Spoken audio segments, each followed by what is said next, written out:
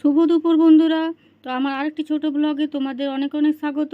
তো আজকে একটা বিরাট কাজ নিয়ে বাড়িতে বসে পড়েছি। এখন বাজে দুপুর 3টা, ভাত খাওয়া দাওয়া হয়ে গেছে, সেই জন্য এই কাজটা নিয়ে বসে পড়েছি।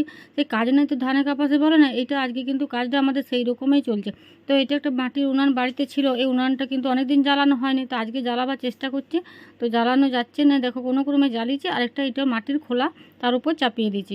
খোলাটার জলটা শুকিয়ে যাওয়ার পরে আমরা এটাতে নদীর বালি দিয়ে দিয়েছি।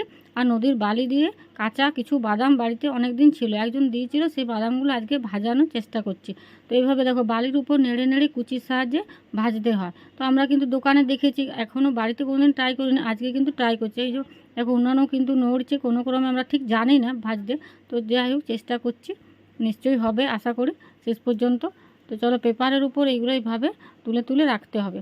তো তোমরা কেউ যদি কাঁচা বাদাম গাছওয়ালা দেখেছো একটু কমেন্টে জানাবে। তো আমি কিন্তু গাছওয়ালা বাদাম এইবার ফার্স্ট দেখছি। আর গাছগুলো কিন্তু অনেক দিন বাড়িতে থাকার পরে গাছগুলো মরে গেছিলো। এই যে গাছওয়ালা বাদাম, আর এখানে এক ঝুড়ি বাদাম নামানো আছে।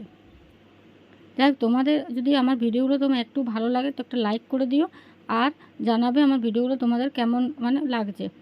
তাহলে আমি আরও নতুন নতুন ভিডিও তোমাদের সাথে শেয়ার করব। এই যে বাদামগুলো দেখো কুচির সাহায্যে একটু একটু তোলা হয়ে গেছে একবার, আরও এইভাবে একটু একটু দিয়ে এগুলো আমরা পুরো ভাজবো।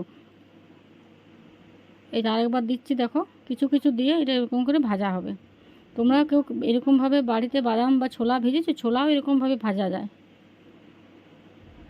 এই যে এগুলো দেওয়া হচ্ছে, তারপর আস্তে আস্তে নেড়ে এগুলো ভেজে তুলে দেবো। দেখি ফাইনালি ভাজা হয়েছে কি না, হয়নি আমি দেখি। তো মনে হয় ভাজা হয়ে গেছে। যাই হোক, তো নেক্সট ভিডিও তোমাদের সঙ্গে দেখা হচ্ছে। তো তখন ভালো থাকো, সুস্থ থাকো, টাটা বাই।